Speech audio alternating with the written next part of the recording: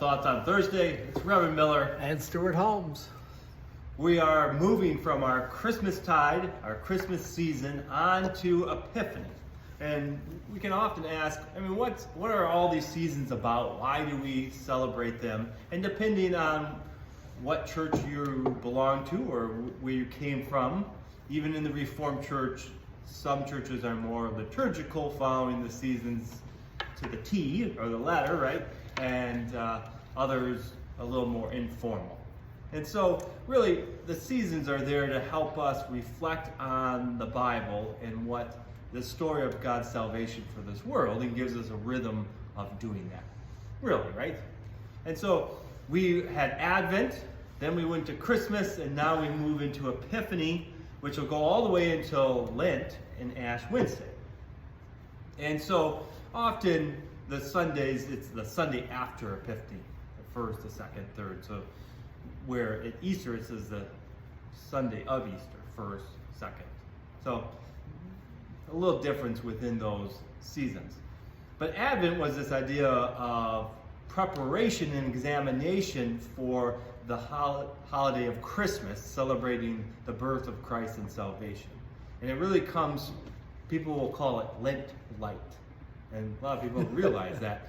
But it's a preparation season for another holiday or season coming. And Lent was really that first season that was put into the liturgical calendar. And it was really about the 4th century that we really see what we call Lent.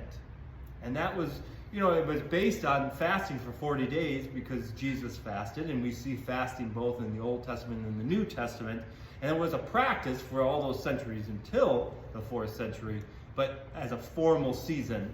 And that's really what Advent was. This preparation, this waiting of expectation, but also an examination. And I think that's probably a part that people don't really think about in these holidays. Christmas is a trickier holiday to look at because you really have to separate kind of two different things.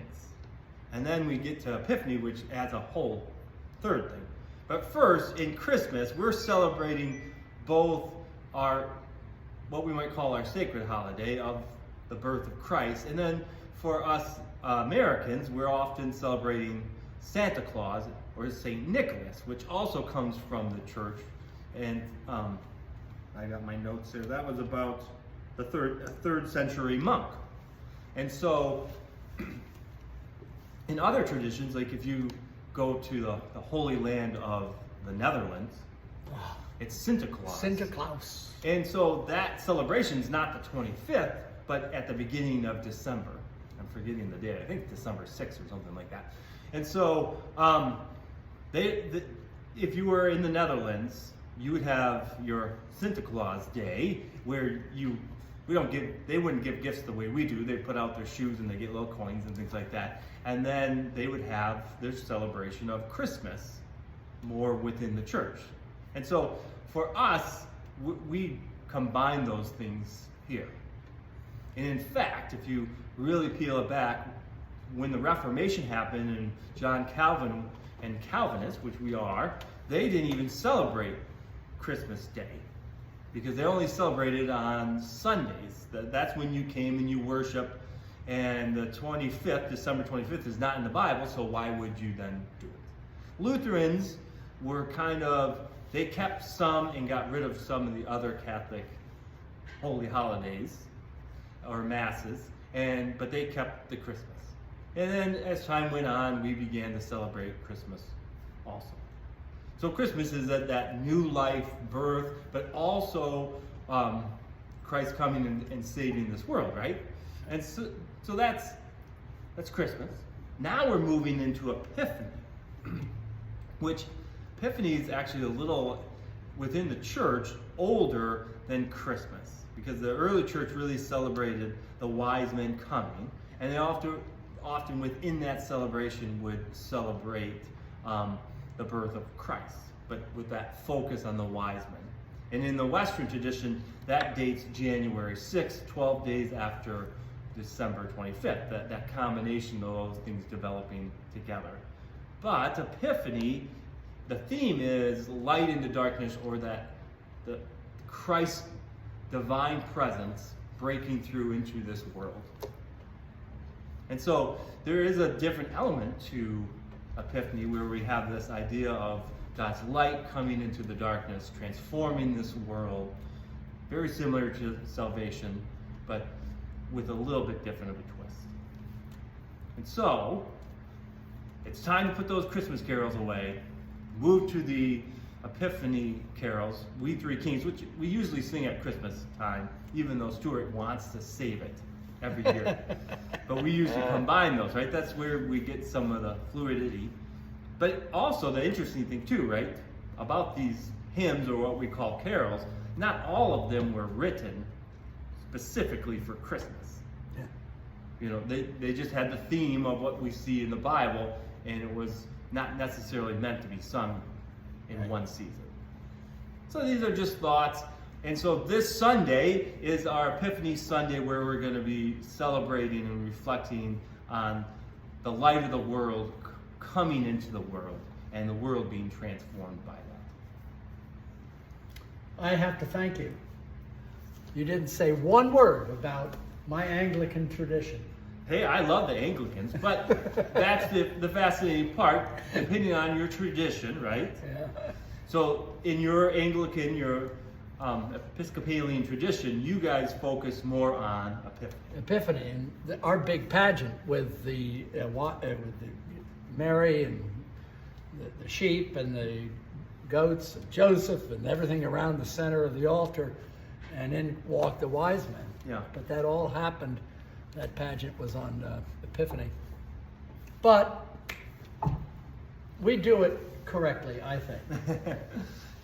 But it's all these different things focusing on the Bible. I mean, all Right. those things come That's from the what I Bible. The meant. dates, we don't know that it's December 25th. We don't know those dates because they're not quite specified. But tradition, later on starting in the 1st through the 4th century, those dates begin to come. And part of the problem that musically we have is that all this Christmas music starts in November 28th or 29th, the day after Thanksgiving, Yeah. whatever it is, and you hear and in the church you don't sing Christmas carols, you sing Advent carols Yeah. until Christmas Day, and then you have that short window, and now we're into Epiphany.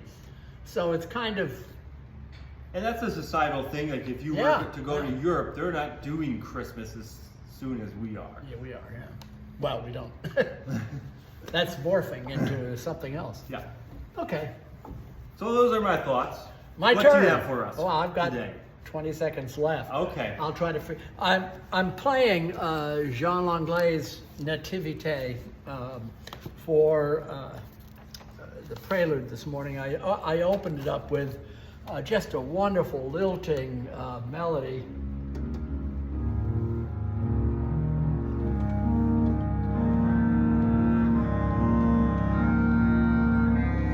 And in order to really understand this, you have to understand a little bit about Jean Langlais. He was blind, and he really didn't know or believe in his heart the Christian story about Christmas. He said, I didn't relate to it.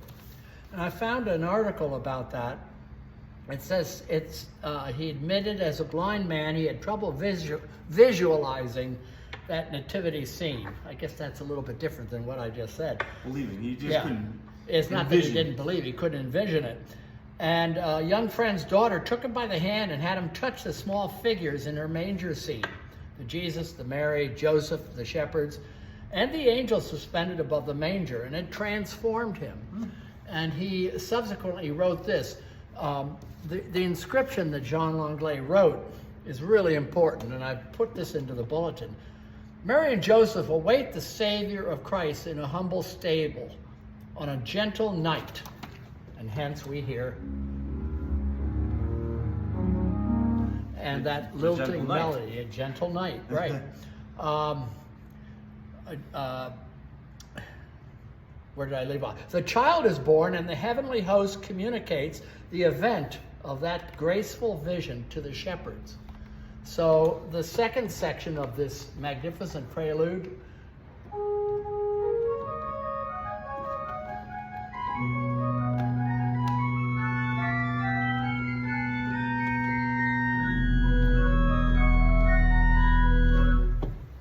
host, the angels speaking. In the third section, the shepherds, having come to the manger, offer their most tender melodies. And then we hear the shepherds coming in. I hope this is the correct setting. It's not. Here are the shepherds.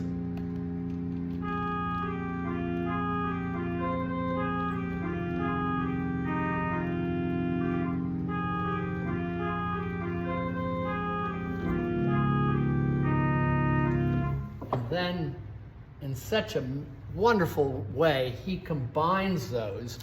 The quote is, the shepherds, having come to the manger, offer their most tender melodies to the infant Jesus as a sign of adoration. Langley takes those three melodies and he puts them all into one. And I'm not going to play through that right now, but you hear that that initial theme. Tease us, and we're going to want to hear it on Sunday. And you hear that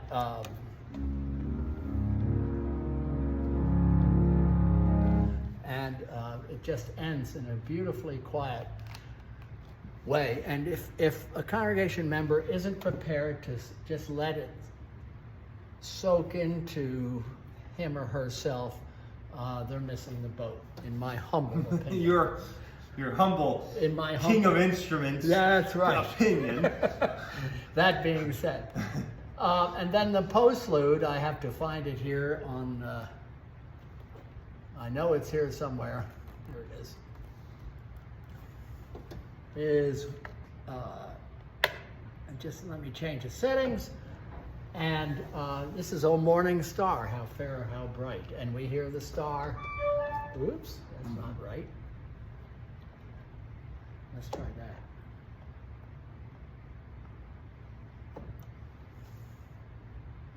Well, I'm not going to fool with it. It's just I'm going to do it manually.